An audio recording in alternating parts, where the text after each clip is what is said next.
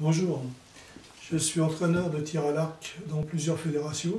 Je suis un ancien ingénieur et je fais partie du club en Sarthe USA 72. Je vais essayer par des petites vidéos de vous expliquer le fonctionnement du tir à l'arc, comment on règle, comment on définit un arc, la même chose pour les flèches, comment on les règle, comment on les définit. Aujourd'hui, nous allons voir les unités de mesure que nous utilisons.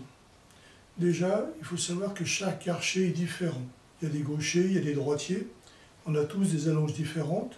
La puissance des arcs que l'on achète, ils sont tous différents. Certains achètent des arcs de faible puissance, d'autres des arcs de forte puissance. Les types d'arcs sont différents aussi. Certains préfèrent des arcs de chasse, des ricures, des compounds, bref, une grande panoplie d'arcs. On a les types de flèches. Alors là aussi, on en a une grande panoplie. Les matières sont différentes, les dimensions sont différentes. Les fabricants aussi. Alors on a un large choix entre les Américains et les Coréens. Et ce qui va définir en fait tout ça, c'est votre porte-monnaie. C'est ce qui limite en général les achats.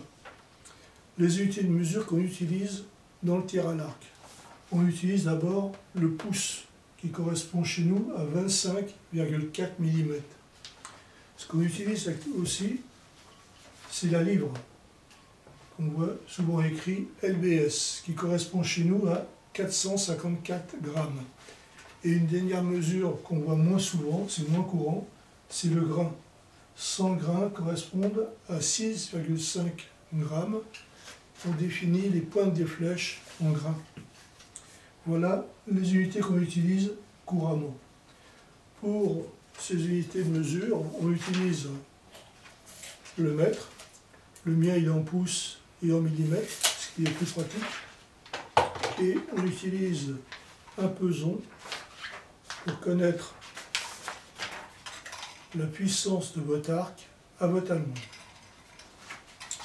Voilà les deux instruments principaux qu'on utilise. Malheureusement, ces deux unités qu'on utilise couramment, ce n'est pas celles qui permettent de définir un arc et de définir des flèches. Ce qui nous intéresse, c'est le newton, l'unité de force, qui correspond en réalité pour 1 kg à 9,81 newtons. Et la deuxième unité de mesure qui va nous intéresser, c'est le joule, c'est l'unité d'énergie. Cette unité, tout le monde la connaît, c'est 1000 joules correspond en fait à 1 kWh. Ce kWh, vous trouvez sur toutes les factures EDF par exemple. C'est une puissance par une durée. Kilowatts par heure. Ça, c'était pour définir les unités de mesure. Donc on se rappelle le pouce, la livre, le grain, et ce qui va nous intéresser, nous, le newton et le joule.